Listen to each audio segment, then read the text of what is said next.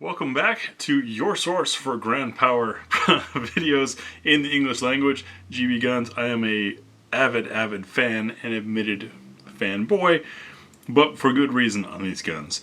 And I'm sure some of you had wondered what happens if you took the coolness of the K100X trim, the semi-race version of my carry gun, the K100, but wanted to see it in something a little more carry sizable, the P1.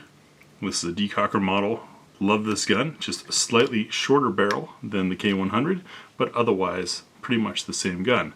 Well, if you combine those two, you get the P1 Ultra. That's what we'll be taking a look at next. Tabletop review and field strip on GB Guns. If you'd like more information on these or any of the Grand Powers, I have a guide that I have put together rather painstakingly over on gbgunsdepot.com. that lines out all of them, our thoughts and experiences with them, and links on as to where to find them. Looking in the case, we've got the gun bubble wrapped and greased. 3 magazines, there's 1 in the gun, 2 more here. 3 additional back straps for a total of 4. I've done videos in the past on how each of these changes the shape and feel in the hand because they do affect the sides and back, angle side. However, YouTube now thinks that that is gunsmithing, so I can't show you anymore, unfortunately, but those videos do still exist if you take a look through our Grand Power playlist. Up top in the case, on the back side, we've got an Allen wrench for adjusting our sight, a bore brush, and our manual. I like to look at the manual because, well, it gives us an idea of how well the company wants you to understand the gun. Coming into our manual, and you can see the same manual applies to all of these models because they are all very similar. We have our warranty guarantee in multiple languages. That's because Grand Power is based out of Slovakia. And in it, you can find some great information and full color photos. There's their specs. If you want to pause there to see the different models. And basic tips, including full color images on how to field strip the thing, because it is a little bit different. Some people find it hard, but it's just something you learn. And then once you learn it, it's not that big of a deal. So not too worried about it. To get this out of the way, and let's take a look at that gun. Start things off, of course, by showing clear. Take the hand back, make it easier. Look to the rear, and you can see we're empty. Magazine release, as well as all controls, are ambidextrous on all 19 of the Grand Power models that I've ever reviewed. Everything is on both sides. Magazine release gives us a little bit of kick, kicks it out. These are the same 15 round Grand Power magazines that are used in the K100, Q100, the Excalibur. All of your 15 round 9mm Grand Powers use the same magazine, which is great. I've run these mags through front sights desert dustiness, and I've run it through sleet and snow at Thunder Ranch and never had an issue with it. Starting off at the front of the gun, see we've got a rather flush fit barrel, great for carry, nice and low profile, not going to snag on things on the way in or out of the holster. Side to frame fit is very tight, nothing moving much at all. We've got a single slot for an accessory and some front serrations to be able to run. And as I do that, you might be noticing that the barrel is not tilting at all. That's because Grand Power uses a different mode of operation. The barrel rotates instead of tilts. It's pretty cool. More on that as we get into the gun. We've got serrations on the front of the trigger guard, as well as a little hook for those that like to have a finger up front there. A little bit of a relief underneath the trigger guard for the knuckle. I found these things to be very comfortable. It's part of why I've been carrying a K100 for many years now. Our front strap serrations are horizontal, as they should be, because recoil makes the gun want to tilt. And then we've got contours on this that all just kind of fit the hand. The thumb or the flesh has a nice place to go. Easy access to controls. And some slight texturing here. The texture is more visual than it is tactile. It's really not providing much. The guns can get a little bit slick, but it's a lot easier to add texture than to remove it. Backstrap removal, as I said earlier, I can't show you thanks to YouTube's new rules. However, all you gotta do is pry in here and slide the piece off, slide the other one on to find the one that fits. And I strongly recommend doing that, as changing the way your finger naturally reaches the trigger and your hand reaches controls and index points and things, really can change the way the gun feels in hand. Coming around the back, slide frame, very, very tight, and you can see we have blacked out rear serrated sight and front fiber optic. Coming around the right side of the gun, all of our controls are right there again. First, I'll tell you about that action, explain a little bit more, then we'll get inside the gun. The ground power action type is different. It's not a Browning action. Some people say it's like a certain Beretta model, however, the inside, as you'll see, is very different. The barrel is going to rotate to lock and unlock. As I push back on the slide, you see it rotating. As I bring it forward, it's rotating back up into place. It's about a quarter turn, maybe a little less. But what I theorize that does, because Grand Powers to me all shoot softer. They shoot half a caliber to a full caliber less in recoil than you expect for the size of the gun. And that is, we don't have the mass of the barrel coming back and down, stopping back, stopping down, up and in with each cycling of the gun. And that shift in weight is part of what's going to shift the balance of the gun and felt recoil. With this, that's not happening. It's just a straight back and forth.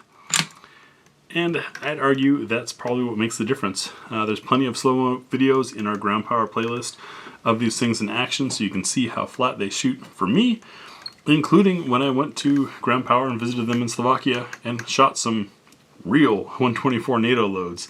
The gun was still very controllable. Kind of a neat thing. Now we'll field strip the gun. Getting these apart, as I said, is different but not impossible. It just requires some learning. We've got to pull down on the takedown tabs on both sides of the gun and bring the slide all the way to the rear, up a little bit, and ease it forward and off. What I like to do is hook my middle finger in the trigger guard here. Seems unnatural at first, but we've already checked that the gun is clear, so don't worry about it. So you've got something to pull against while pulling down with these two fingers.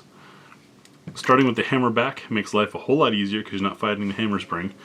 Bring it, the slide, this one's slick with that factory grease. I'm gonna have to wipe this off. How we do now. Now normally when I do this, and keep in mind the shorter the barrel is, the stronger that spring has to be, so the more you have to fight. That's what makes the XCal and K100 easier to do this on than these subcompact and compact guns.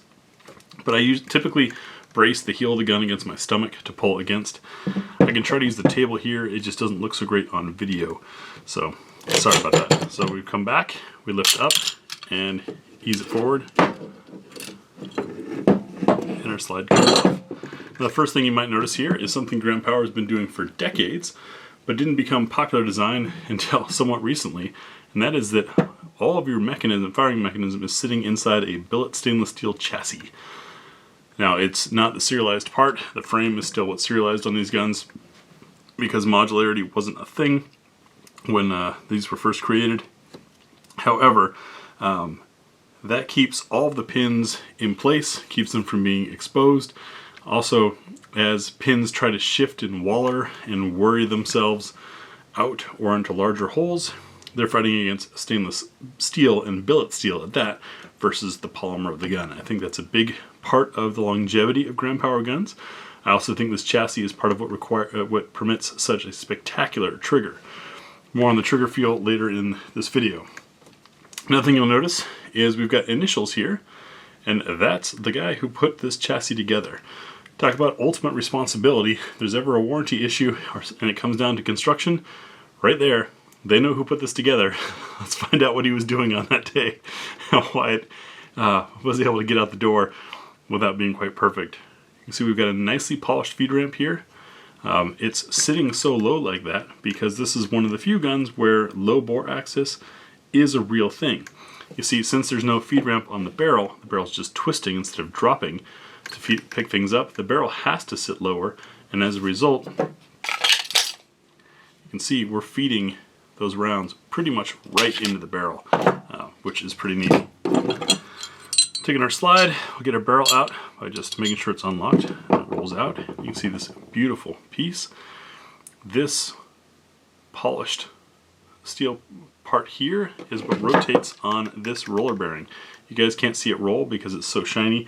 Looks like it's not moving at all, but this is a roller bearing, and it's one of the spots that I recommend lubricating to help make sure the guns run well. Looking up inside of our slide, you can see that any metal that doesn't need to be there isn't there. There's a lot of extra deep machining here to help reduce reciprocating mass and keep these things feeling smooth. We do have a safety plunger there, however, which is different from, say, the Excalibur, which is a complete race gun. This is more suited to be carryable, but still have some light reduced weight in the slide. We also have an uncaptured recoil spring. That is handy should you ever need to tune it or replace it. Color coded, as this is a shorter barrel than the K100, the big brother of this model. Next, we'll take a look at chamber fitment. Chamber fitment, as always, is checked using our Nosler match here. The most precisely machined ammunition I've ever tested, because yes, they make their brass starting with ingots, including their copper and lead, also from ingots. They extrude it, do it all. I've been there and seen it. So we drop this into the chamber. You can see we've got some nice polish around the edge, a little bit of beveling, and a beautiful polish inside there. Graham Power's barrel surface smoothness is better than a third of what's required for a European manufacturer. So just keep that in mind. They make spectacular barrels. Drop this in, listen for a plunk. Make sure it can rotate freely, and it can. And then what we're looking at is how much brass beyond those bends is sticking out. And the answer is pretty much nothing. These are fully supported, which makes sense. So because they're designed around and meant for that CIP European ammunition. Remember, NATO spec is about 10% higher pressure than SAMI spec, which means if it can run NATO ammo, it can run plus P ammunition. This is a barrel short enough that I might consider plus P use in. Now, these guns were previously with a stainless barrel. It was pretty, it was really nice, but as with all stainless, it does rust. So then moving to this surface coating, I think is probably a good idea. I'm going to drop this in, and what I always do is lock it, which you can tell by seeing the serial number through the window, rotate a little bit and let it fall free. And now to get it back on the gun is the reverse of what we did to get it apart. I once again do this by pushing the heel against my stomach and keeping the muzzle somewhat pointed down. I'm going to see if I can just bear this on without worrying about it. And it is not going to do that. I've been told you don't have to pull down on these takedown levers to get it back on. However, I tend to have better luck when I do. For example, there it is back on. Quick functions check. Still slick with that oil. And our double action works. And our safety, of course, still works. Trigger talk. I'm sure you guys are curious. How is it that Graham shoots these things so fast? Well, you're about to see the secret. So it's a single action gun, double action as a backup, but it does not have a decocker, at least not on this model. There's our take up. And that's how light the ball is. You get to the take up and just press a little. Minimal over travel, very crisp break, and our reset right there. And you're at the wall again to fire again. So if you can double click a mouse, you can shoot a Graham Power very quickly. Spectacular triggers. That's why I carry a decocker model. I wish there were more in the States, but it seems that they've kind of dried up. But you do have a manual safety here. You just got to make sure that it stays safe, because this thing is ready to fire as soon as you are. You think about it and it's there. Spectacular, spectacular trigger. A true marksman trigger and a shooter's gun. Part of why I love these things. I would take it from a guy that's reviewed over 400 handguns. I like my Graham Powers for a reason. Anyways, that is the P1 Ultra tabletop review and field strip. When we get this to the range, you're going to see cold shot first impressions from myself and Miss Tia. 2 different shooters, 2 different hand sizes, 2 different general opinions, likes and dislikes. Then we'll do full magazine plus 1, show you how these 15 round mags run, and this gun runs with 16 rounds in the gun.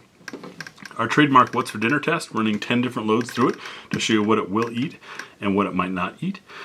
Then we have our 6-inch spinner target for sights and trigger control. We'll shoot some practical accuracy shots from 7 yards, 5 shots, and give you our concluding thoughts. But I'm really looking forward to shooting this We have reviewed this in the past, but our format has changed, our knowledge has advanced. It's time for a full revisit. So that's what you'll see. Thanks for watching.